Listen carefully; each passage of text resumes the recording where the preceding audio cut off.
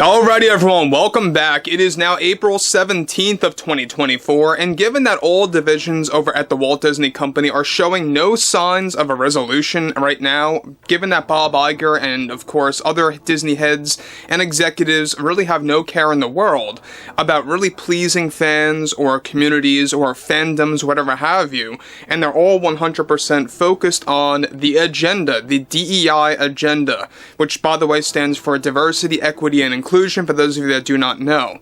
This is Mike Zero. Subscribe if you're new and like this video to see future updates. You can also follow me at Mike01. I thank you also very much for the great and kind support.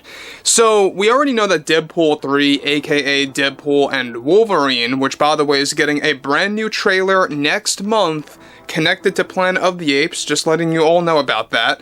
And what's really interesting about this has a lot to do with how Disney is very desperate for this movie to make at least a decent box office around the entire globe, to kind of point the finger at 2024 and say, hey, you know, we made a profit in the theaters for the one Marvel movie that came out. That's Bob Iger's plan. He wants to at least have an example that they are shifting away from the box office failures of 2023.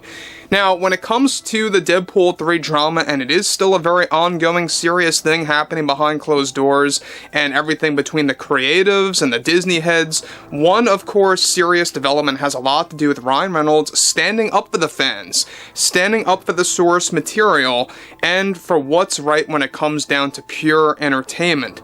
Alright, so we already know that Bob Iger is all about ideology over art, and those like Ryan, on the other hand, are more about art over ideology, which really is how things should be when it comes to the film industry. Now, focusing on all of this, with all divisions at the Disney Company beginning to face new struggles and challenges, one major development now has much to do with the production of Deadpool and Wolverine.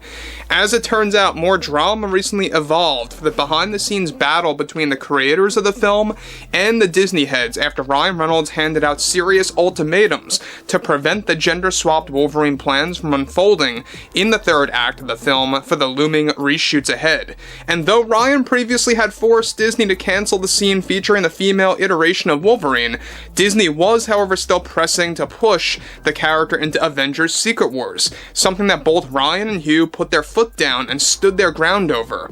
The one big ultimatum that came from both the actors against the Disney heads was that if both Bob Iger and Kevin Feige were to move forward with incorporating gender-swapped Wolverine into the entire story of Avengers Secret Wars, that they would be removing themselves from that film entirely in the process. Now, both Ryan and HUGH's agents and managers informed Disney recently about the move, just of course in time as Bob and Kevin have been pushing the character codenamed Wolverina, which is loosely based on the Marvel parody comic. This character planned out was not to be confused with X-23 or even Lady Deathstrike, but rather a literal female iteration of Wolverine. Both Bob and Kevin's argument to Ryan and crew was that by using the multiverse, it was their way of justifying the insertion of this character, a female iteration of Wolverine. This is something that both Ryan and Sean Levy and even Hugh Jackman seriously challenged and refused to accept even for Secret Wars. The ultimatum coming from all three of them to not get involved in that movie if they were to push forward with that agenda was escalated also after Bob and Kevin wanted to introduce the female version of Wolverine in the new upcoming X-Men film as well for Marvel's Phase 7 that will also introduce more elements related to the multiverse. This is something that both, of course, Bob and Kevin had mapped out for well over a year that Ryan and HUGH only learned about roughly 4 months ago. As of now, Disney is backing out of using the female version of Wolverine after both HUGH, of course, and Ryan, as, of course, well, Sean, put Disney into a serious corner with no way out. Now, as the drama unfolds for Deadpool 3 and how it only gets worse, Bob and Kevin were even trying to get the concept art and storyboards of this female iteration of Wolverine, of that character, of course, spilling into the behind-the-scenes material for Deadpool 3. This is something that Ryan and crew also refused and did not want to accept. All of this comes shortly, by the way, after Bob Iger has been pressing his DEI agenda for the third act, reshoots of Deadpool 3, with Ryan Reynolds gaining many victories in the process. Now guys, let me just stop right here before I move on. Now, one thing that we know about Deadpool 3 right now is that the first 2 acts are pretty solid. very, very well done. We've talked about this many times. Ryan had a lot of creative power over this thing because of all of the ultimatums, all of the warnings that he was giving Disney that he has to do it his way, he has to mock Disney to make it successful. And he really put Disney into that corner, that is a reverse way of really kind of making this movie to gain a profit.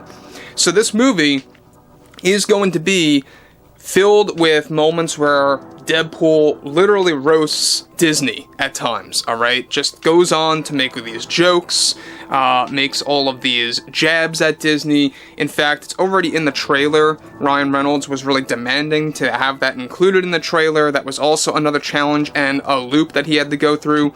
But moving on forward with this, alright, we already know that Bob Iger was very unpleased months ago where there was going to be a scene where Deadpool would take the seat in the boardroom, replacing Bob Iger.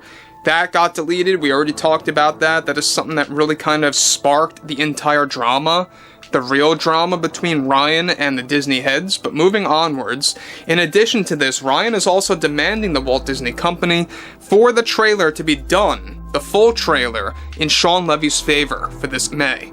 Something that Disney has been trying to alter by reducing the amount of Wolverine footage for the upcoming film.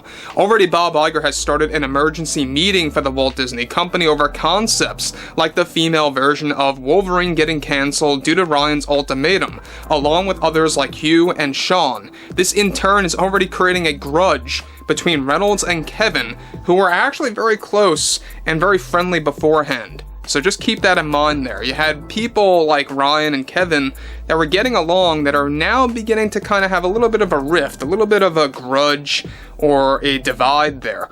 And it really just goes to show you what the nature of Disney is right now.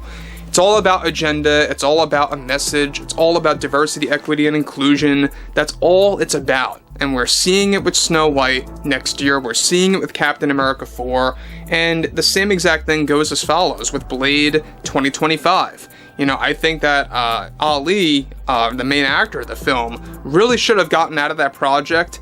And though they are desperately trying to fix the project after Disney's push to making an all-female led movie, and how remnants of that concept are still spilling into the script and into the upcoming reshoots, it's not looking good for next year, and it's most certainly not looking good for 2026, the very year, by the way, that Bob Iger plans to step down as Disney CEO. So I don't know if you guys knew this, but Bob Iger is, and has come forward, that he is going to be stepping down in roughly a little over 2 years from now. And who takes his place, whether or not they're gonna be, you know, good or bad, you know, who knows? I think it's gonna be a worse case scenario where you're gonna get somebody that's gonna be a whole lot worse than Bob Iger and the way he handles things. That's just my overall view on it. But overall, I would love to hear what you all have to say about this below in the comments, and if you guys did enjoy the content for today, make sure to drop a thumbs up on this video to support the channel, and I will catch you guys later.